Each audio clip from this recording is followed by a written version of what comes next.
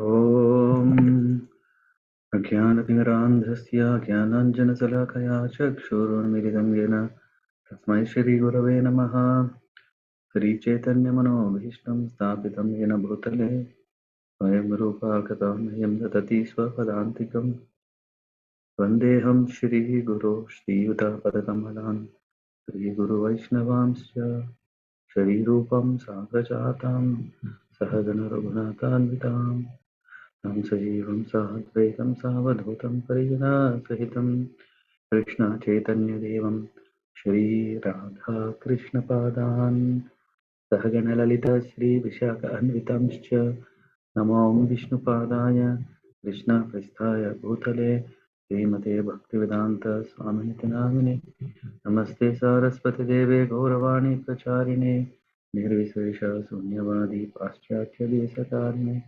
Vancha kalpatarubhyasya kripa sindhubheva cha patitanam pavanebhyo vaishnavebhyo namo namaha. Jaya Shri Krishna Chaitanya Prabhu Nityananda Shri Advaita Gadadhara Shrivasadi Gaura Bhakta Vrinda.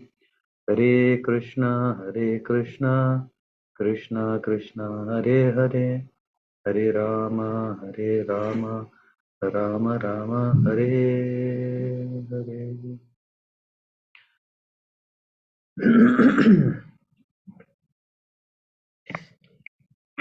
Reading from Śrīla Prabhupāda-līlāmṛta Volume 1, Chapter 29.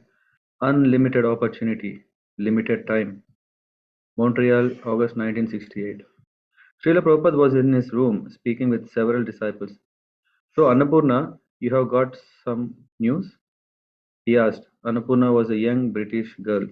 A few months ago, her father had written from England that he might be able to provide a house if some devotees came there. Yes, she replied. So what is our next program? She was a resident. That letter from your father is encouraging. Yes, he encourages me. But he says he can't provide any place if we come there. Prabhupada looked disappointed. That's all right, it is up to Krishna. When we go to someone to preach, we have to stand before them with folded hands with all humility. My dear sir, please take to Krishna consciousness. Prabhupada, Pradyumna spoke up. I was reading a book by this big atheist Swami. There are some letters in the back of the book and I was looking at them. Atheist Swami's book? Prabhupada said, we have nothing to do with. I wasn't looking at his philosophy, Pradyumna explained. I was just looking at the techniques he used when he was in America. He wanted to go to Europe, so he had a rich benefactor, who went on a 6-week tour of France, England, Germany, Switzerland, Holland, and then back arranging lectures. That's how he did most of his tour. He had 1 or 2 influential people, and they arranged everything, and the lectures were arranged and the society. So you can arrange like that? Prabhupada asked. I was thinking that there would be a Royal Asiatic Society in London. I think Thakur Bhaktivinoda was a member of that. But where is Thakur Bhaktivinoda Sangha Association? Prabhupada asked. Well, Pradyumna continued, still there may be some people you could open correspondence with. They might be interested in sponsoring.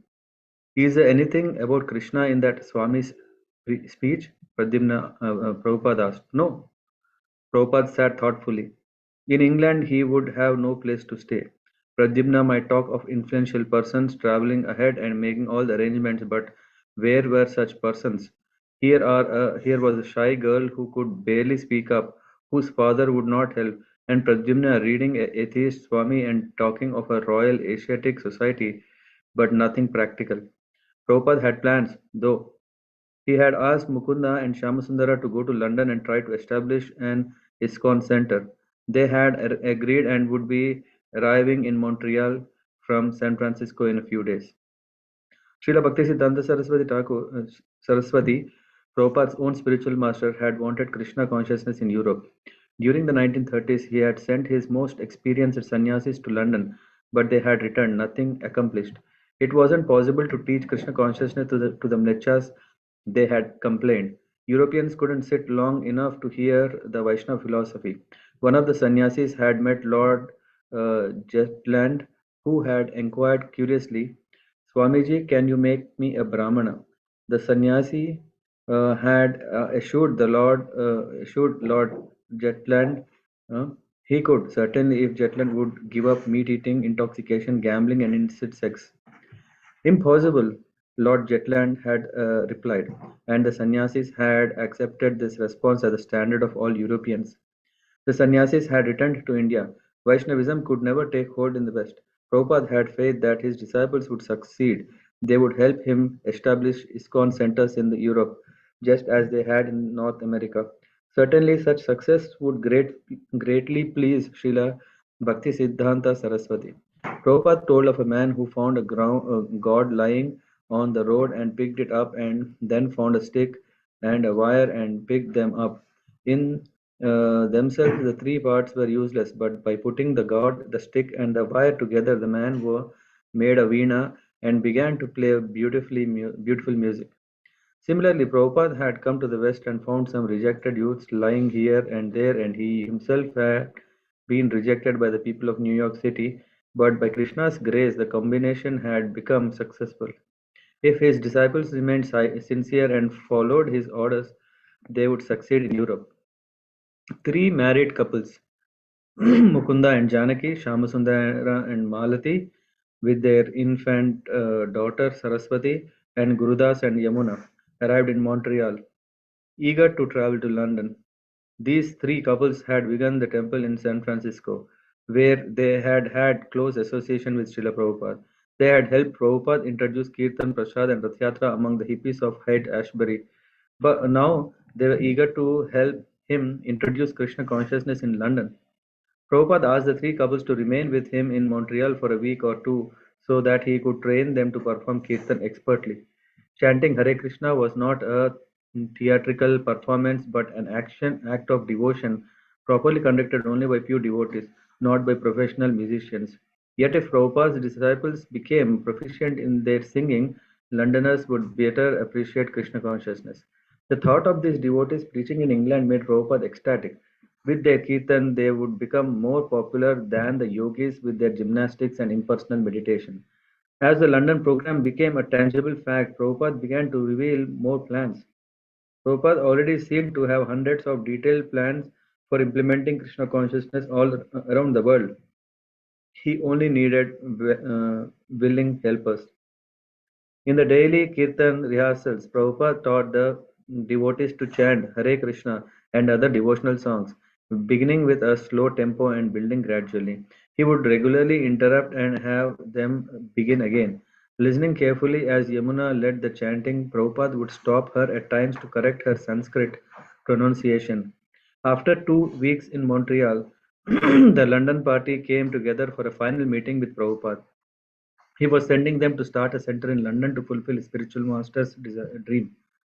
The sannyasis, Srila Bhaktisiddhanta Saraswati, had sent to London. Prabhupada told them, had lectured in a few places, posed for photos with lords and ladies, and then returned to India. But Prabhupada wanted his disciples to go out boldly, chant the holy name, and attract others to chant. Lord Chaitanya had personally used this method while touring South India. Chaitanya Charitamrita describes that whoever saw Lord Chaitanya became ecstatic in love of God. Then that ecstatic person would chant the holy name and ask others to chant. And when they saw that person, they too would become ecstatic. Thus, the waves of ecstatic love of Krishna would increase. Prabhupada predicted that when the devotees chanted Hare Krishna, the people of London would hear the mantra, become devotees, and then enlighten others.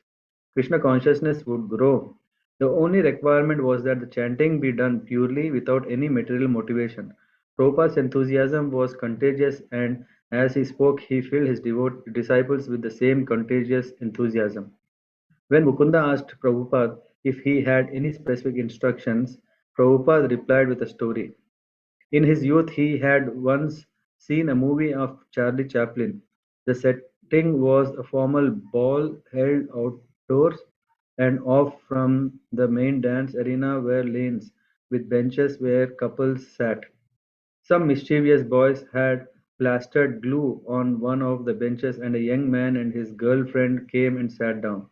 When the young man got up, Prabhupada laughed as he told the story. His tail tore up the middle. Prabhupada told how the couple had returned to the dance, unaware of what had happened, but now they drew stares from the other dancers. Wondering why he was suddenly attracting so much attention, the young man went into the dressing room and saw in the mirror his ripped coat tails. Deliberately, he then threw his coat all the way up to the collar, returned to his partner, and began dancing exuberantly.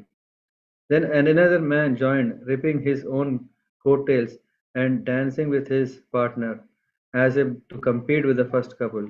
One by one, the other dancers followed, ripping their coattails and dancing with abandon. By the conclusion of the story, the devotees in Prabhupada's room were all laughing uproariously. But finally, their laughter subsided and the meeting ended. Not until the devotees were already at the airport did Mukunda, talking with Shyamsundar, begin to appreciate and marvel at how expertly Prabhupada had answered his question. By their bold, enthusiastic, confident preaching, they would attract people. Not everyone would immediately join in the dancing, as had the people in the Charlie Chaplin film. The devotees might even be considered crazy at first, but they would be offering Krishna consciousness, the highest and rarest gift, and intelligent people would gradually appreciate this, even if at first they scoffed. By Srila Prabhupada's order, his London-born disciples holding Kirtan in public would present a profile quite different from the reserved profile of his sannyas godbrothers. His godbrothers had imitated the British ways, but Prabhupada wanted the British to imitate the Vaishnavas. To appear in the streets of London with a shaven head and dhotis would require boldness, but it would be exciting to chant, carrying out the order of Lord Chaitanya, and the people would follow, gradually but definitely. It was the will of Lord Chaitanya. Srila Prabhupada's visit to Montreal took place early in the summer of 1968, 6 months after his return to America. In India, from July to December of 1967, he had recovered his health, and on December 14th, he had returned to San Francisco. After a few weeks, he had gone to Los Angeles, where a small group of disciples had opened a storefront temple in the middle-class black and Hispanic neighborhood. The storefront was bare and the location secluded. Prabhupada had stayed there 2 months, delivering lectures, holding kirtans, and giving strength and inspiration to his disciples.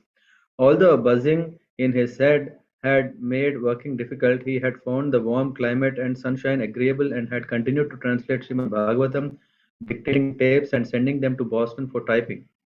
A reporter from Life had come to Srila Prabhupada's apartment and interviewed him for an upcoming Life feature, The Year of the Guru. When the story had appeared, it had mixed Srila Prabhupada and his movement with coverage of other gurus. Although the article had carried a large color photo of Srila Prabhupada and favorably described a reporter's visit to the New York ISKCON Center, Prabhupada had said that being grouped with gurus who taught concoctions of yoga and meditation was not good. In May, a few months after leaving Los Angeles, Prabhupada had paid a first visit to his ISKCON Center in Boston. There also he had found a few disciples based in a small storefront. He had lectured at many of the local universities, including Harvard, MIT. At MIT, addressing a gathering of students and faculty, he had challenged, where in this university is there a department to teach scientifically the difference between the living body and the dead body? The most fundamental science, the science of living soul, was not being taught. After Boston, Srila Prabhupada had come to Montreal, and after 3 months in Montreal, Prabhupada flew to Seattle, where he stayed for 1 month. Then he briefly visited Santa Fe, New Mexico, where the ISKCON Center was a tiny, isolated storefront. Prabhupada's reasons for traveling from center to center were to train and convince each disciple and to speak with newcomers. Many young people came to hear, but Prabhupada found the majority already ruined by illicit sex and drugs. They were rich men's sons, but they had become hippies, wandering the streets. By Krishna's grace, now some of them were being saved.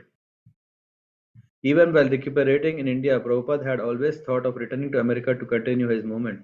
The Indians had seemed interested only in sense gratification like that of the Americans, but many American youths, disillusioned with their father's wealth, were now going to the skyscrapers or to their father's businesses.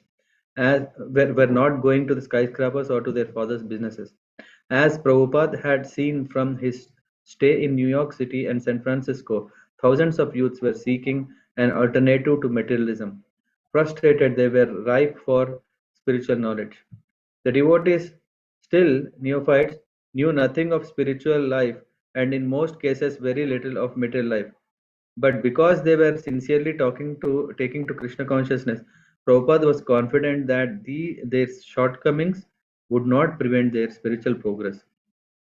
Although naturally beautiful, these Western youth were now dirty and morose. Their beauty had become covered, but the chanting of Hare Krishna was reviving them. Prabhupada said that just as the monsoon revives the land of Vrindavan, making it fresh and verdant, and as the Vrindavan peacocks sometimes dance jubilantly, so the devotees, having shed their material bonds, were now ecstatically dancing and chanting the holy names. When a reporter asked Prabhupada if his disciples were hippies, Prabhupada replied, "No, we are not hippies, we are happies. Not hippies, we are happies." More than being a visiting lecturer or a formal guide, Srila Prabhupada was the spiritual father of his disciples. They accepted him as their real father, and he found them devoted and affectionate far more than his own family had been. These young American boys and girls, the flower of your country, Prabhupada called them, had received the blessings of Lord Chaitanya and were delivering that blessing to their countrymen. Prabhupada said it was up to his American disciples to save their country. He was giving them the method, but they would have to implement it. Srila Prabhupada loved his disciples and they loved him. Out of love, he was giving them the greatest treasure, and out of love, they were following his instructions. This was the essence of spiritual life. On the basis of this love, the Krishna consciousness movement would grow. Not surprisingly, some disciples had fallen away to their former materialistic way of living, but Prabhupada sought to those sincere souls who would stay. That was the important thing, he said. One moon is more valuable than many stars, so even a few sincere workers would accomplish wonderful things. The sincere and intelligent would stay, and Lord Chaitanya Mahaprabhu would empower them to carry out his desires for distributing love of Krishna. In this way, the devotees' lives would become perfect. Many disciples, in fact, already felt this happening. Krishna consciousness worked because they sincerely practiced it and because Srila Prabhupada carefully and patiently tended the growing plants of transcendental loving service he had planted in their hearts. Los Angeles, October 1968. Srila Prabhupada returned to find the devotees living and worshipping in an exciting location on Hollywood Boulevard. Boulevard. A large Sankirtan party organized by his disciple Tamal Krishna, who would chant Hare Krishna on the streets all day and sell back to Godhead magazines in larger quantities than ever before, as many as 200 magazines a day with a collection of over $100. Then one day, shortly after Prabhupada's arrival, the landlord evicted the devotees from their place on Hollywood Boulevard. With no temple, the devotees moved to scattered locations throughout the city.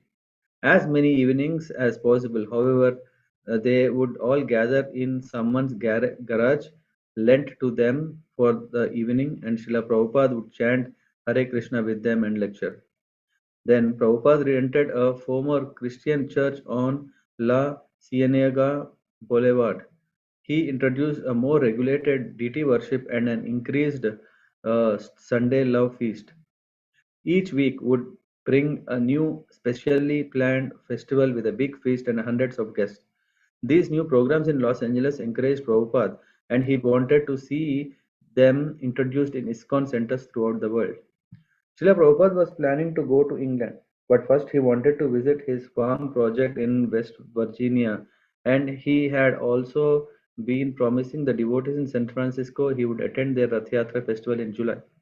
This traveling to establish and expand his ISKCON was alone enough to keep him busy. Yet he was also always meditating on his work of translating and commenting on Vedic literatures. In Los Angeles during December, Srila Prabhupada had begun the Nectar of Devotion, a summary study of Sri Rupa Goswami's Bhakti Rasamrita Sindhu. The Nectar of Devotion would be a handbook of for his disciples, elaborately explaining the science and practice of Bhakti Yoga. Simultaneously with the Nectar of Devotion, he had also begun Krishna, the Supreme Personality of Godhead, a summary study of Srimad Bhagavatam's 10th canto. Visiting the temple only on Sundays, he had spent most of his time at his small rented house on the outskirts of Beverly Hills, where he worked intensely on his two major literary projects. Prabhupada's most ambitious literary undertaking, the completion of Srimad Bhagavatam, was to be no less than 60 volumes. He had begun in India in 1959, and all along he had been aware that he was attempting a gigantic task at an advanced age. Now Krishna was giving him opportunities both for writing Vedic literature and for traveling, and he was working at an amazing pace. The force driving Prabhupada was the desire of his spiritual master Srila Bhaktisiddhanta Saraswati. As for how much time he had remaining to execute his mission, that was in Krishna's hands. Everything was up to Krishna. If Krishna wants to kill you, no one can save you, and if Krishna wants to save you, no one can kill you. Yet although Prabhupada was always in transcendental consciousness beyond the effects of old age, he was aware that he didn't have many more years left. All along, he had had the vision of a spiritual movement for all the nations and cultures, and to establish this, he was racing against time. Srila Prabhupada's mood of urgency was the natural mood of Vaishnava preacher, an ambition to engage everyone in loving service to Krishna. Without Krishna consciousness, the bewildered, conditioned souls of Kali Yuga were all heading for a horrible consequences of their sinful lives. Prabhupada's sense of urgency, therefore, was an expression of his compassion. He wanted to save the gross materialists who were blind to the existence of the soul. If they wasted their human life, they would suffer millions of years before getting another chance to awaken their Krishna consciousness and go back to Godhead. The heart attack, the heart attack Prabhupada had endured in 1967 had accelerated his mood of urgency. Although before the heart attack he had often worked like a young man and played the drums for hours, now Krishna's warning was clear.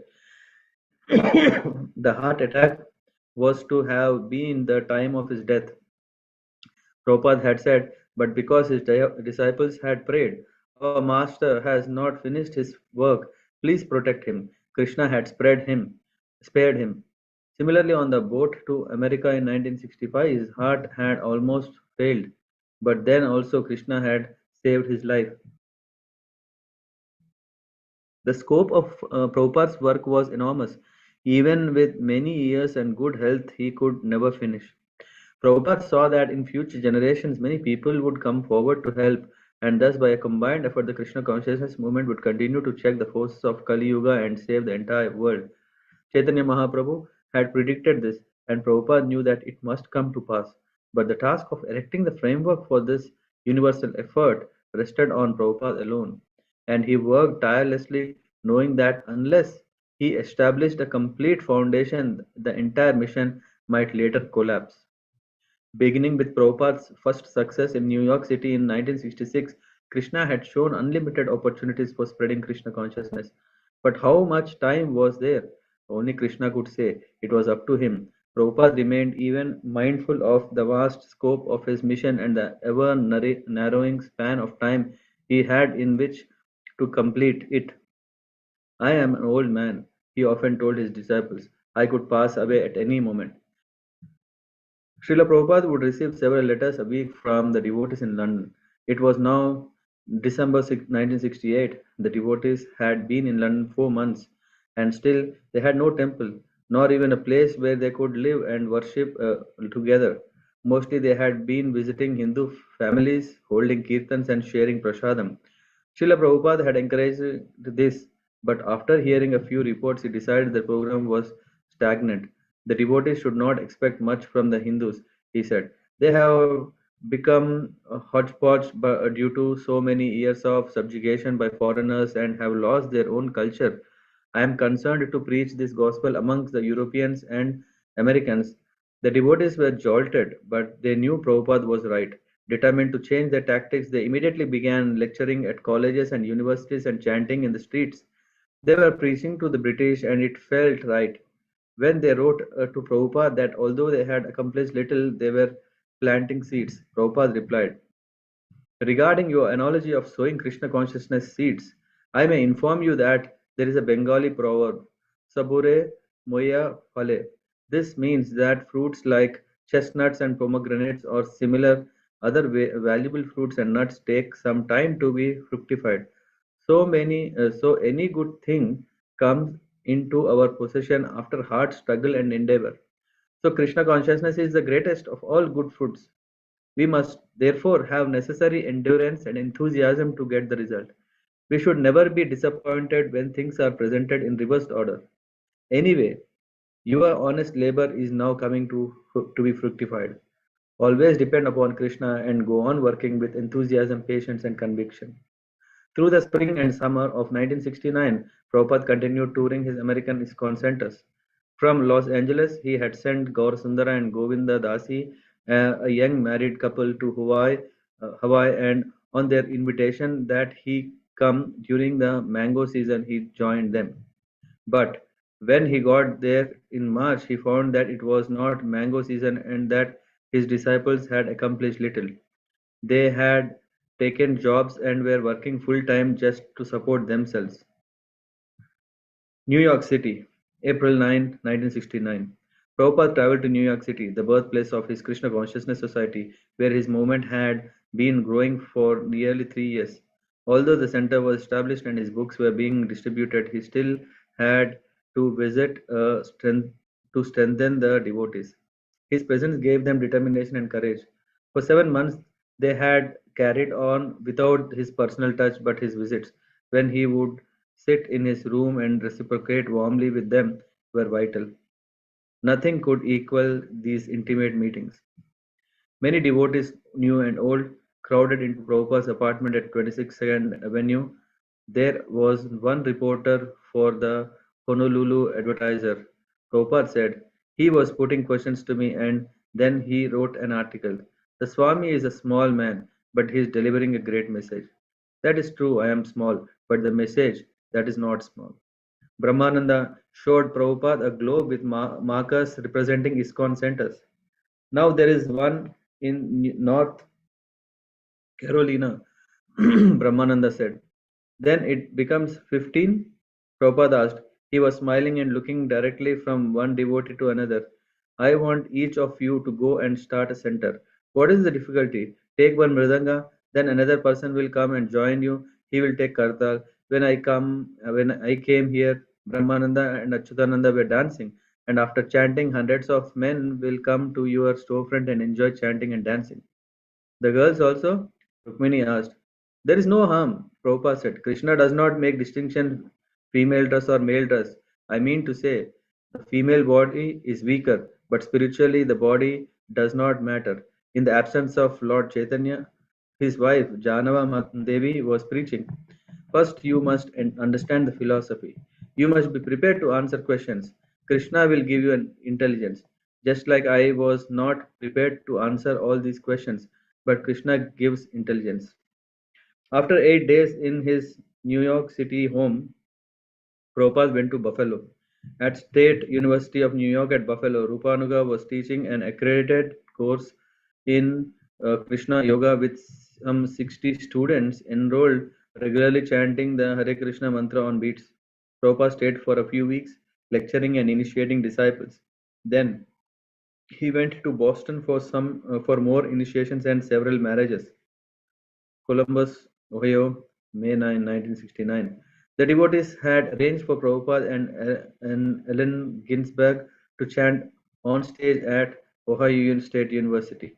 Allen had been a friend of the Krishna consciousness movement from its first days on the Lower East Side. Shortly after Prabhupada's arrival in Columbus, he stopped by Prabhupada's house and discussed philosophy with Prabhupada for several hours.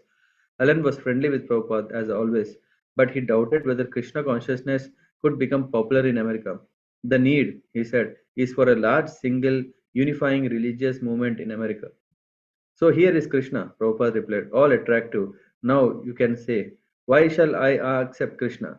But since you ask for a unifying element, then I say, here is Krishna. Now you can analyze, why should you accept Krishna? And I shall reply, why you shall not? Whatever you want or accept from the Supreme or unifying, everything is there in Krishna. If Prabhupada wanted his movement popularized, Allen suggested he should consider omitting many of the sectarian Hindu aspects such as the dress, the food, and Sanskrit. Krishna consciousness, Prabhupada replied, was not sectarian or Hindu. Lord Chaitanya had said that a person could chant any name of God, but one must chant. As for the food, Prabhupada explained that any food was acceptable as long as it was purely vegetarian. And dress, there was no stricture that Americans wear robes and shave their heads. The Hare Krishna mantra, Prabhupada added, was a natural sound, not foreign. Allen objected. The Hare Krishna mantra sounded foreign. Perhaps they should think of an alternative, more American mantra. This is going on, Prabhupada replied. Some people are inclined to one thing and some to the others, and it will go on until the end of creation. But our position is that we are searching after the center, and here is the center.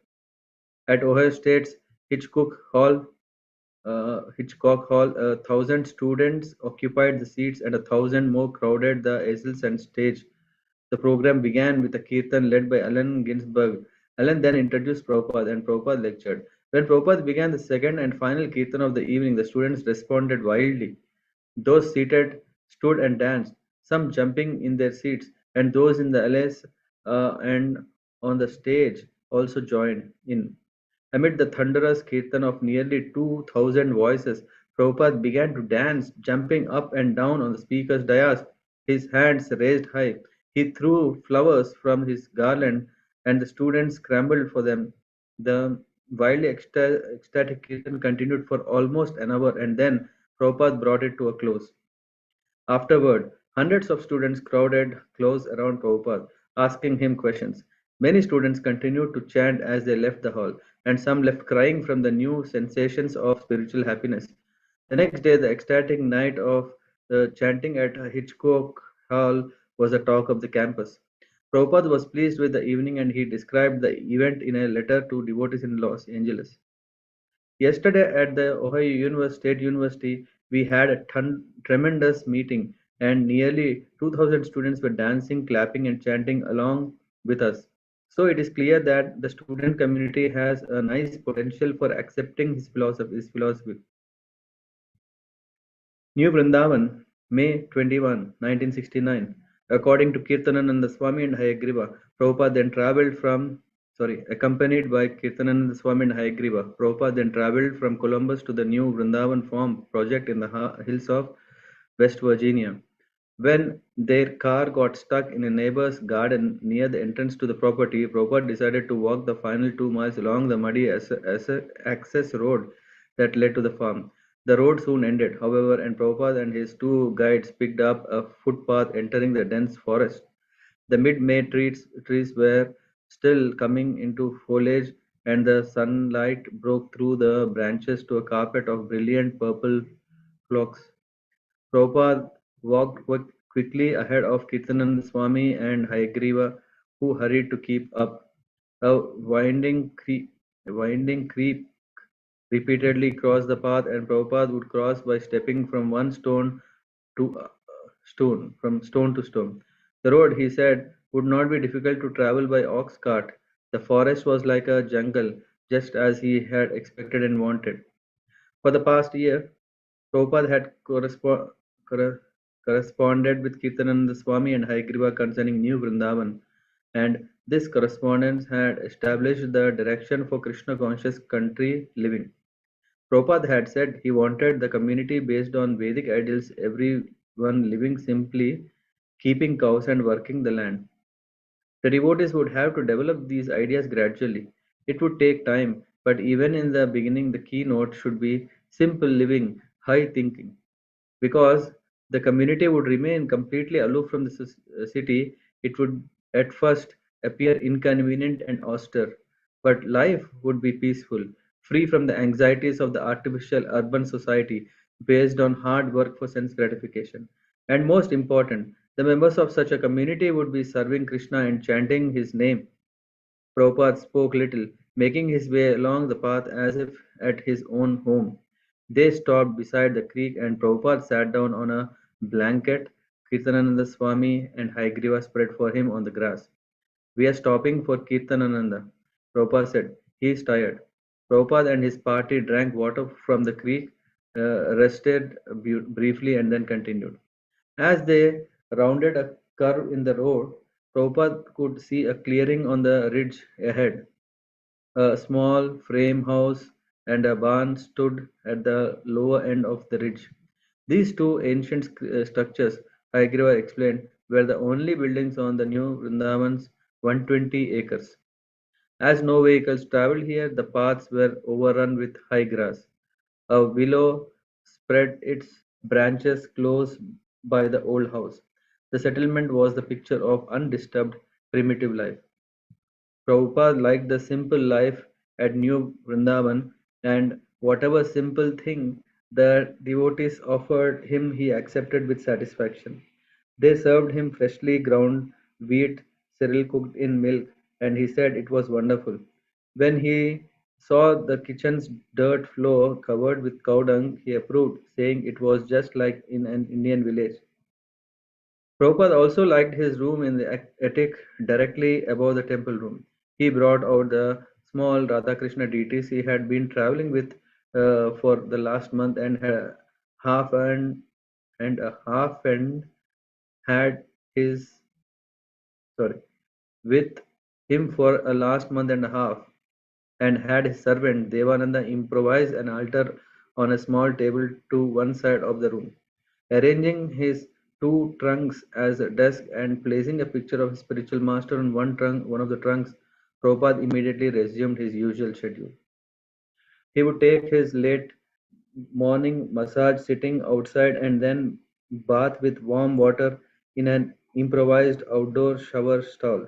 Kirtanananda Swami prepared Prabhupada's usual lunch of dal, rice, and chapatis, plus some local oak weed.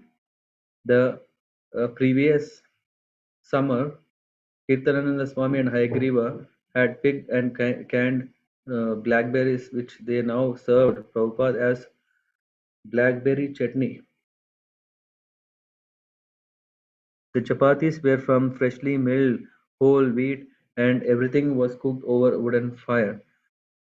The best fuel for cooking, Prabhupada said, was cow dung, wood was second, and gas third, electricity last. Prabhupada spent much of the day out of the doors under a permission tree about 100 feet from the house. There he would sit and read at a low table one of the men had built. Often he would look up from his reading and gaze across the deep valley to the distant ridge where the forest met the sky. In the late afternoon, devotees would gather under the persimmon tree with Prabhupada sitting and talking with him until after sunset. They saw Prabhupada living with them as a practical demonstration of New Vrindavan's importance. If he, the greatest devotee, could be satisfied living simply and chanting Hare Krishna in this backwoods setting, then they should follow his example. Comparing New Vrindavan to the Vrindavan in India, Prabhupada said that New Vrindavan was in some ways better, since Vrindavan, India was now congested with worldly men. 500 years ago, the Goswamis, followers of Lord Chaitanya, had excavated the sites of Krishna's pastimes in Vrindavan, and only few devotees had lived there. But in recent years, Vrindavan had become a place for materialists and impersonalists. New Vrindavan, however, should admit only the spiritually inclined. In Vedic society, Prabhupada said, everyone had been satisfied to live like this in a small village beside a river. Factories were unnecessary. Prabhupada wanted this Vedic way of life for the entire world, and New Vrindavan could serve as a model for the benefit of the masses. New Vrindavan had no phone and mail had to be fetched by a 2 mile walk. In this, Prabhupada said New Vrindavan was like Vrindavan, India. Both Vrindavan lacked in modern amenities. This difficulty, however, coupled well with the Vaishnava philosophy that modern amenities were not worth the trouble required to get them. A devotee accepting whatever nature provides spends his time and energy in spiritual life. New Vrindavan's only cow was a black and white crossbreed named Kalia, and Prabhupada would drink a little of her milk morning, noon, and night. I haven't tasted milk like this in 65 years, he said. One day he predicted New Vrindavan would have many cows and their uddars would be so full that the dripping milk would muddy the pastures. Although people in the West were blind to their great sin of cow slaughter and its grievous karmic reactions, he said New Brindavan would demonstrate to the world the social, moral, and economic advantages of protecting the cow and utilizing her milk rather than killing her and eating her flesh. Prabhupada wanted the New Brindavan devotees to build cottages. He wanted many buildings, even if at first they were primitive, and he gave a plan for a simple structure of baked mud. He also wanted a Krishna conscious school, and the country, he said, would be the best place for it. The city is made by men, by man, and the country is made by God. Prabhupada said, paraphrasing the British poet Cowper. The young students should learn reading, writing, and arithmetics, and at the same time, they should become pure devotees. In their play, they could imitate the pastimes of Krishna and his cowherd boyfriends, with one child massaging Krishna, another wrestling with Krishna, just as the spiritual world, as in the spiritual world. The women in New Vrindavan, Prabhupada said, should care for the children, clean the temple, cook for the deities, and churn butter. He had many plans for the new Vrindavan and he was giving only idea seeds with few details. You develop it to your heart's contents, he told Kirtanananda Swami. An ideal Vedic community with the members producing all their own food and necessities was what Prabhupada wanted. Unless the devotees at New Vrindavan could become self sufficient, he said, there was no use in their occupying such a big piece of land. Even before Prabhupada's visit to New Vrindavan, he had requested Kirtanananda Swami and Haigriva to plan for 7 temples on the property. These 7 temples should be named after the major temples of old Vrindavan: Madan Mohan, Govinda Ji, Gopinath Ji, Radha Damodar Ji, Radha Raman, Shyama Sundar, and Radha Gokulananda. Prabhupada said he would personally secure Radha Krishna deities for each temple. It was inevitable that Prabhupada leave New Vrindavan. Letters from London, um, Los Angeles, and San Francisco compelled him to travel. On the day of his departure, the New Vrindavan devotees teased him, saying he couldn't go. Kirtananda Swami went so far as to say they would block his way on the road, but Prabhupada corrected him. You can't do that to the spiritual master.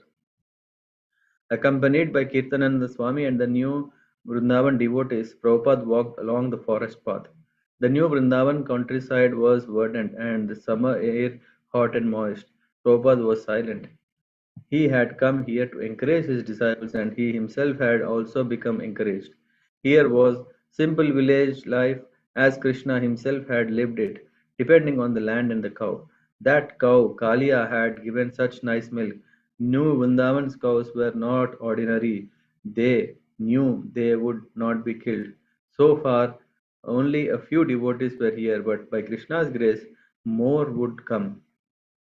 Prabhupada and Kirtanananda Swami walked together along the forest path, saying little, but their mutual understanding was deep. Prabhupada hadn't given him many specific instructions. A few words while sitting or walking together outdoors, a gesture, a facial expression of pleasure or concern.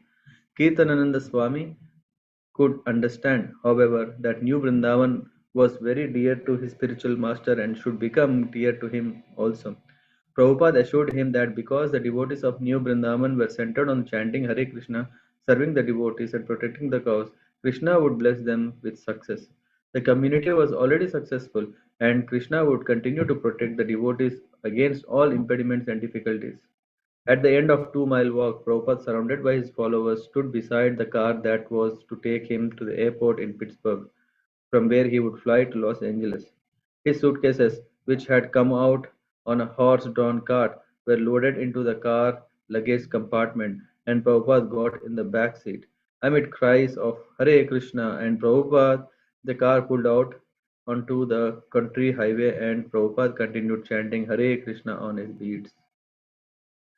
Prabhupada had been hearing regularly from his 6 disciples in London. Having little money and living as separate couples in different parts of the city, they found their greatest inspiration in Prabhupada's letters. They would repeatedly read his instructions and dream of when he would one day visit them in London.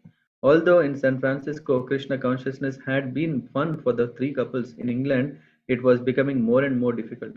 The devotees, being foreigners, were not allowed to earn a salary, and except for a few contacts, they knew no one. Although unable to live together, they were trying to maintain their moral and Krishna consciousness. Yamuna, I had to move to a Jamaican ghetto, the top floor of one of the buildings. It was awful. Day after day after day, I would sit and listen to a tape of Prabhupada singing. It was a beautiful tape he had just done in Los Angeles, and I would pray to him, please come, please come. Mukunda, let us that what kept us alive. Prabhupada would write and say, I am coming. 2 or 3 times he wrote to say, I am coming by March. And we would write back and say we wanted to get a place first. We really felt it wouldn't be right for him to come unless we had a place first. He wrote a letter to my wife. I am planning to come by March, but your husband is not allowing me. What can I do? The devotees in London had not seen Prabhupada in 4 months, and still there was no date set for his visit. Although they sometimes became discouraged and talked of going back to America, they persevered. Prabhupada had promised he would come when they got a temple, and that promise helped them remember that they were personally serving him. They felt that he was doing the work and they were his assistants. His absence was only external. By his instructions, whether written, spoken, or remembered in the heart, he was always with them. He was constantly directing them. While trying out various schemes to popularize Krishna consciousness in London, Shyamasundar arranged for a program to which he invited many of London's prominent citizens. About 100 persons people responded to Shamasundar's formal invitation, one member of parliament, a few government officials, but mostly young people. The devotees served a feast and showed a film of Srila Prabhupada walking by Stowe Lake in Golden Gate Park. Prabhupada had sent a tape recording specifically for the evening, and the devotees highlighted it as the evening's special attraction, even though they didn't had time to hear it in advance. Gurudas started the tape, and suddenly there was Prabhupada's voice. Ladies and gentlemen, please accept my greetings in the happy year of 1969 and blessings of Sri Krishna, the Supreme Personality of Godhead, for your kindly participating in this happy meeting of Krishna consciousness.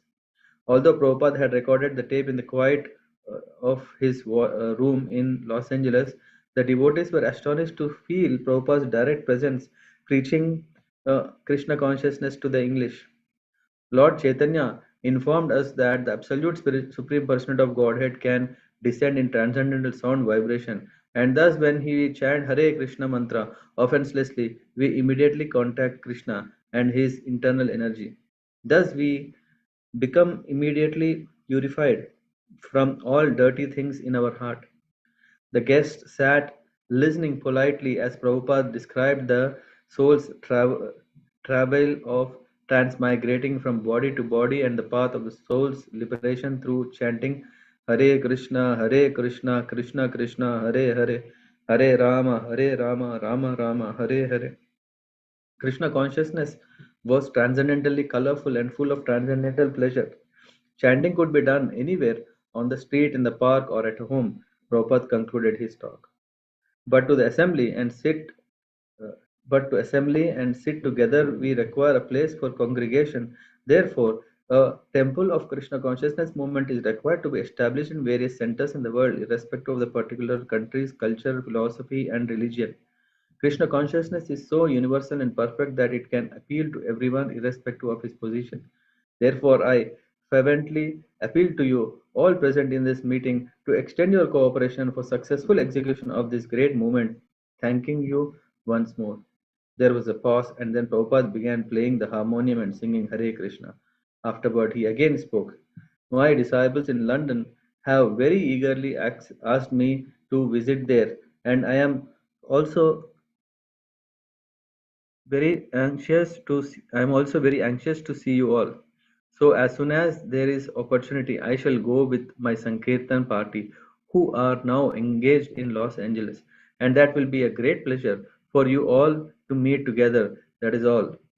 Only a few weeks after this meeting, the group received their first important publicity.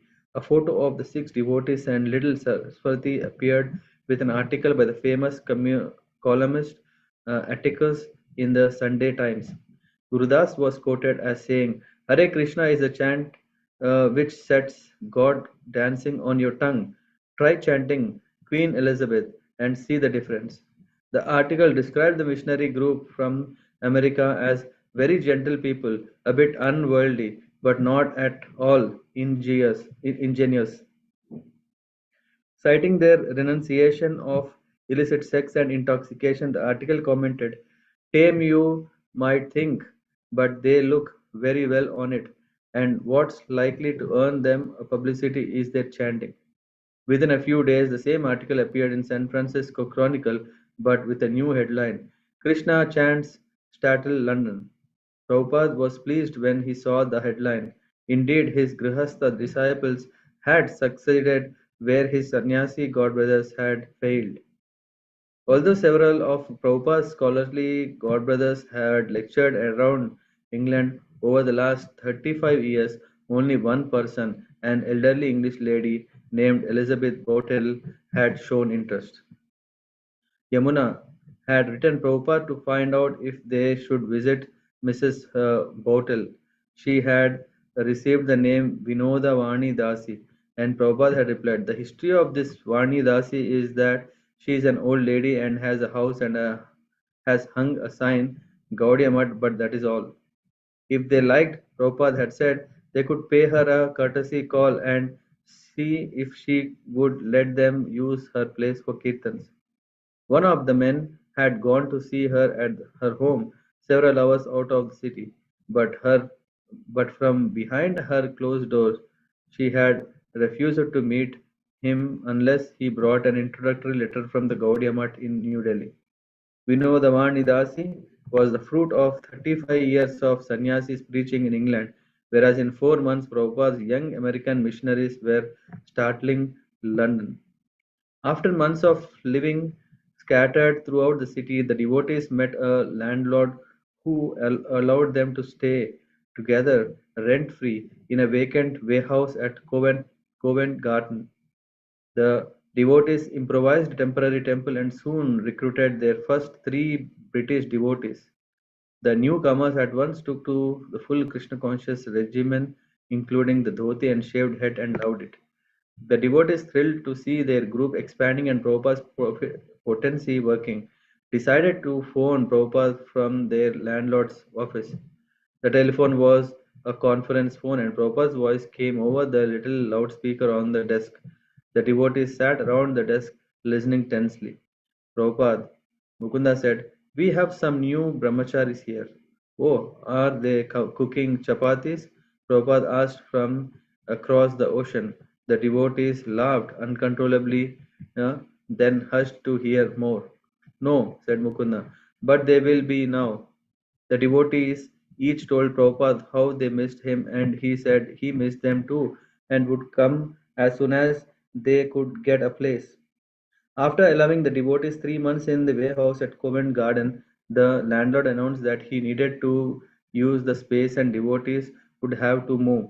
The couples moved to 3 separate locations. Again, their strong group spirit dissipated. Prabhupada began sending 2 or 3 letters a week to the scattered couples, praising them for their sincere determination. The devotees would gather regularly, if only to show one another their latest letters. Prabhupada wrote to Mukunda of his desire to preach Krishna consciousness in the West, especially London. So far as I am concerned, I always wish only to expedite my mission of life to spread Krishna consciousness in the western part of the world.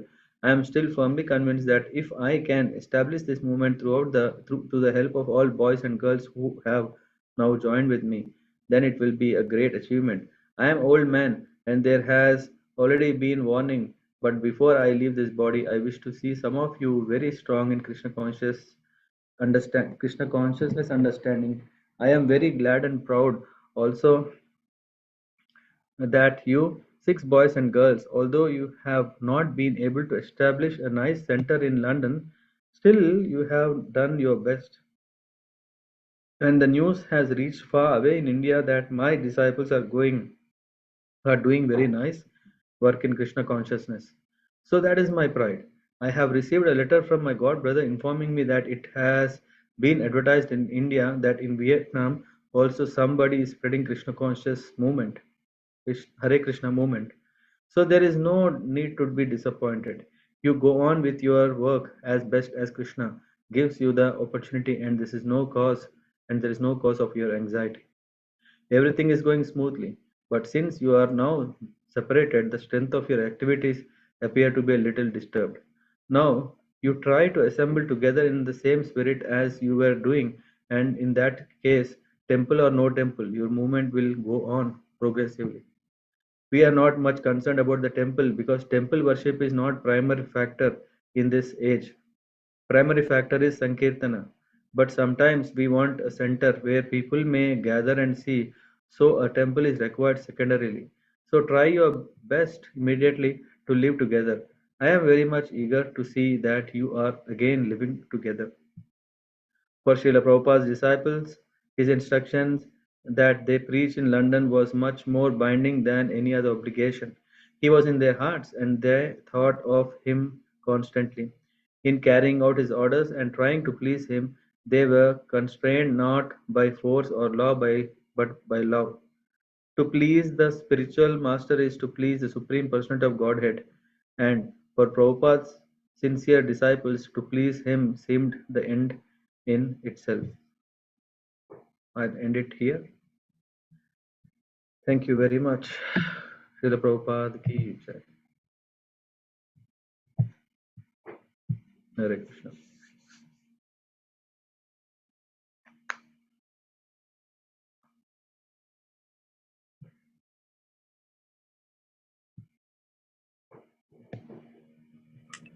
Hare Krishna, Prabhuji.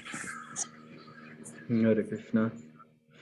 Prabhuji, while reading, when you're reading this, I mean, we have realized that some of the disciples of Srila Prabhupada, do they used to call their spiritual master by the name? I didn't get it. So, Like there is somewhere Mukunda calls Srila Prabhupada by his name directly. you mean like Prabhupada? Yeah. Yeah. Yes. Yeah, I think they got used to calling him Prabhupada, right? Okay. Before becoming disciples, and yeah, it's not like Okay. okay, that's normal, but it's kind of was there because of habit or getting used to it. Yes, Prabhuji. Yeah. So from the US now we are coming closer to London. London, yeah. Yeah, we are not that far now. Yes, Prabhuji. Yeah, but it's amazing to see Krishna conscious, especially devotees, right? We see also that, even Kadam Kanan Maharaj now is in India, and then all of a sudden we see so many foreigners. They're staying with Maharaj for not a day or a week, a month. Yeah, for several months. Yeah. Yeah. And still they have this like, okay, now it's a book marathon. They need to go out, distribute books. Uh, just like for us, foreigners are foreigners. For them, Indians are foreigners, right? Mm. So, but still, yeah, their spirit is to go out to distribute books. Yes, Prabhuji. Prabhuji, like I sometimes this thought comes that sometimes we see a lot of people in our lives who are materialistically very advanced. They're enjoying all gifts of material life, and they think that they're very happy. I mean, even in my friend circles, I have seen families like. I mean, they all think that maybe spirituality is something that people will take it when they feel when they are not happy in their lives. They have this misconception, but at the same time, we think that in many times when we read when even when Srila Prabhupada through Srila Prabhupada-līlāmṛta, when we read also, the happiness that we are getting by sense gratification is not the real happiness. But how do we actually tell them, Prabhuji, that okay, that happiness which they are experiencing is not the real happiness? Mm-hmm. Because for them it is like There, there are direct and indirect ways. The direct way is to invoke the spirit in them of mm, natural devotion, right? Devotion is anyway there, mm, mm, but this devotion is in the background. Yeah. So we see when the right time comes how to bring it forward. Uh, like, mm, yeah, I mean, some practical examples could be that if someone is very interested in music, so mm, yeah, he will have the interest to hear, which means one mm, can, uh, yeah, join them to do kirtans or bhajans. mm, Yeah, some are very much, so much literary people. Yeah, I mean, mm, I can tell about myself. Oh, when I'm hearing any song, I go to the very detail of the word. What is the literal meaning, and what is the total expression conveyed through this song? So some people are such a freaks, yeah, mm, literary freaks to say, and yeah, for them, one could give very nice poetic bhajans which are telling like, okay, what are we really? Huh? Like who is that?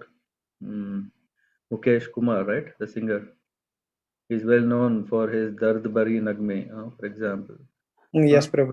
Mm, So people still value that Dard Bari Nagme, right? Why? Because so much reality is spoken only in those times. And people mm, value, though it doesn't matter whether one is 20 years old. I used to hear those songs when I was 15, 16 years, hmm, mm, which still was making sense.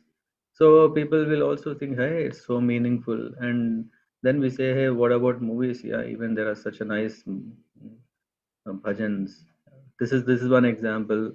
How to connect. So we need to always see what are the interest of the other person. mm. When we know the interest of the other person, it is more easy to push our um, message to them. Yeah, Yes, just Prabhuji. like just like uh, there is this susceptibility should be there, right? When there is that possible, then only you can give it. Huh? Just like if you are already, see, if you are very full, yeah, you had a very full nice meal. After Mm, that, I will bring one gulab jam. Will you not eat? Huh? If you like it, you will take it. yeah. Hmm? So even if a person thinks that, hey, I don't, I mean, I'm happy. Yeah, the person Mm, will be happy to see, hey, what he has, he enjoys, he relishes, he want to hear it, so he would take it. So this is indirect. Still, I'm telling. When we come mm, to direct one, direct is to really go into Bhagavatam, hearing to Bhagavatam, mm. to engage directly in the nine devotional process of Yes, devotional Prabhu. service. Mm, But how to come to that position is to see, to bridge, what do we call, relationship, uh, mm, or to build bridges between relationships, or to, so that ideas, in that way we can get closer to understand, okay, this is what he needs, yes, this is Prabhu. what he likes, and when we know that, then we will give that. Hmm? Yes, Prabhuji. And of course, we have to also see this very important. We shouldn't be very quite pushy. Mm. Sometimes when we are too pushy, right, what happens is that it simply breaks. Yeah, yes, I, I Prabhuji. I give example of myself. Yeah, when I was in engineering, yeah, in the workshop we are given this wooden work, carpenter work, Mm. or Yes, metal Prabhuji. work, or these kind of things. Yeah. So in that wooden work, so I was hitting a wooden piece, uh, chisel and hammer, and then I hit it little hard, and it simply broke. Mm. So the pressure that we exercise also is a matter. It's not just okay, yeah, we have to push, but how much to push can they really Mm. sustain?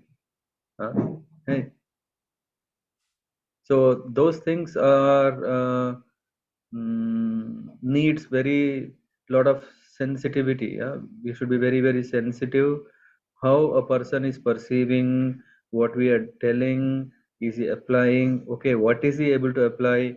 What he Mm. still likes? Should I tell now or not tell now? Yes, Prabhuji. Mm. Preaching is such a lovely experience, huh? But it Mm. shouldn't be only lovely for the teacher or a preacher. It should be also lovely for the other person. Vibhav, Abhukti.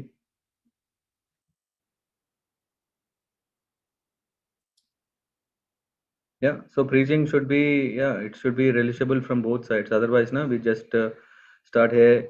We know, right, in our college days, we say, hey, still the same guy is teaching, teacher coming. Mm. Yeah, Or Prabhuji. if she is very interesting, now we are really waiting for the class, and we'll say, hey, it's already over. Mm. Yes, Prabhuji. Mhm. Yeah. Yeah, it is a very generic question. I mean, I think you have explained many times the same. I mean, the question that I've asked now. But while Mhm. going through Srila Prabhupada's Līlāmṛta, when we come across so many disciples Mm.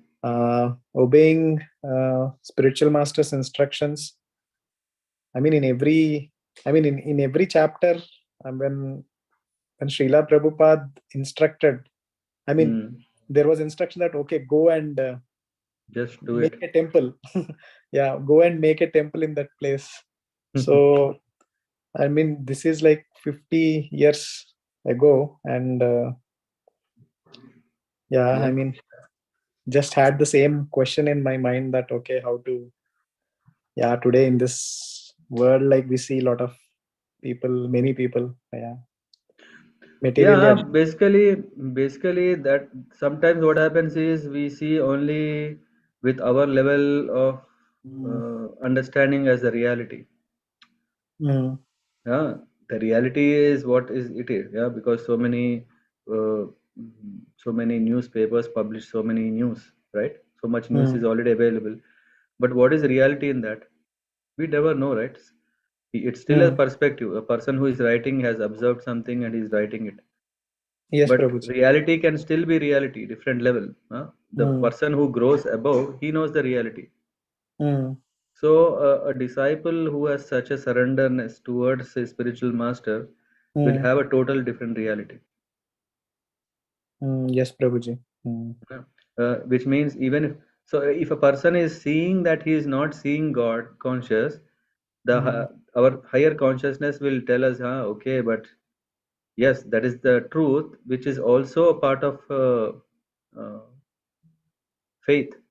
Mm. Yeah. So in that way, when we advance, we come to a stage where we say, okay, if someone is coming, it's nice. We could help them. If not, okay, Mm. Krishna, you help him. Mm. So yeah, we are a team. So which means if I can do something, let me do it. If it's not, yeah, to my level, yeah, Mm. so at least I'm happy that hey, yeah, you are there. You can do it. In that way, can be always happy, and you can still continue with service. No, that is important. It is not Mm. that we are stopping everything because someone is not coming, someone is not Mm. doing, someone is not appreciating, or your definition of success has not met. Doesn't mean Mm. anything. Yes, Prabhuji. Yeah, correct. Yeah, and in this part we also come across the seeds. These seeds are so special. We never know how the seeds can grow in what beautiful creepers and beautiful flowers and fruits. Yeah. And it can take one day, it can take 1 year, it can take 16 years. Yeah, we never know. Even now, when ISKCON, when Prabhupada was there and Prabhupada is not there, is different. But still, we can see how hugely that has expanded in all directions, in all colors, in all variegatedness. Yes, Prabhuji. Yeah, at that, I mean, it's not that okay when Prabhupada was there everyone were following 100% Prabhupada. There were also people who didn't accept him. There were also people who left him. So many things were still happening, but Prabhupada simply continued keeping Krishna in center, keeping his main focus in center, keeping his words of his spiritual master as the essence. So, if we take the words, yeah, of our spiritual master to our heart, not thinking anything else, then we can achieve such a great success. So which means if our preaching is not successful, there is also something that is lacking in our own self. Yes, Prabhuji. Are we able to give 100%?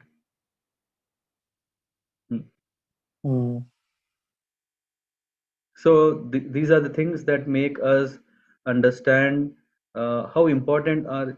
See, we are very, very fortunate that we are taking to this Bhakti Marga. Not only Bhakti Marga, anything we see there is a guru.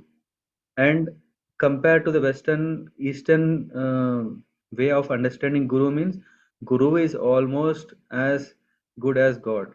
He is a representative of God. He is given all such respect. Even to now, even today. In cities we see less, but if we go in villages, as soon as if a teacher is walking on the street, immediately students or even student parents, they will just give the way. They just bend their head of respect. Why? Because the instructions of Guru are so powerful that can change our fortune for all good.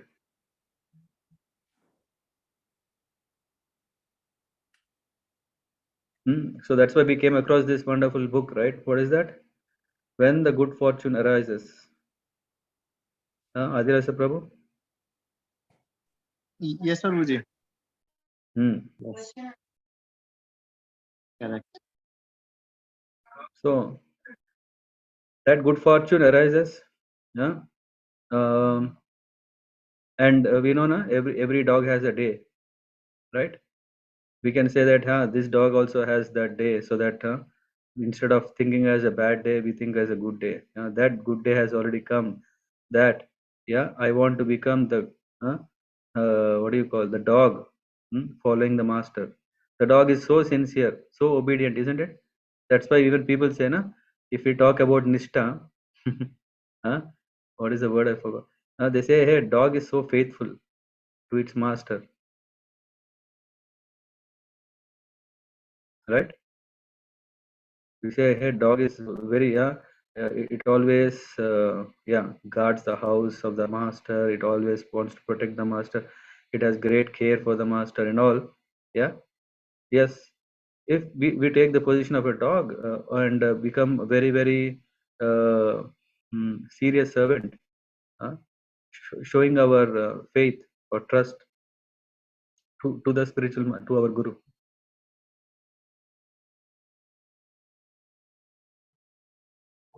I don't know, I mean. Yes, Prabhuji. Yeah. So all this comes when we are in association of devotees. We see, okay, what were the solutions? We meet near Vaishnavas who have already been going on this path, and their experience can help us, guide us, so that we can advance. That's what it's all about. Yeah, it's all about connecting. Just like the when the anchor is there, right? Yeah, the anchor is tied with a chain, and this chain has so many links.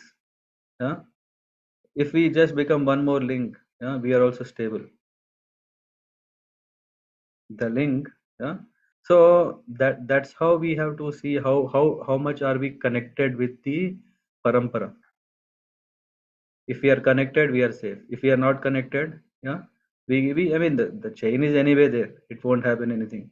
If we don't connect to it, who is the loser?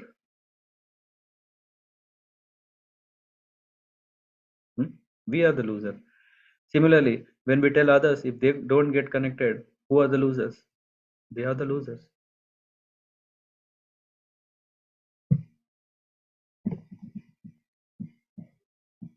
Okay, Prabhu? Yes, Prabhuji. Okay. Thank you, Thank you Prabhuji. very much. Thank you very much. पंचकल्पतरुभ्यश्च कृपा सिन्धुभ्यः च पतितानां पावनेभ्यो वैष्णवेभ्यो नमो नमः। श्रील प्रभुपाद की जय। His Holiness Satsvarupa Goswami Maharaj की जय। हरे Krishna. Hare Krishna, Prabhuji. Hare Krishna. Hare Krishna.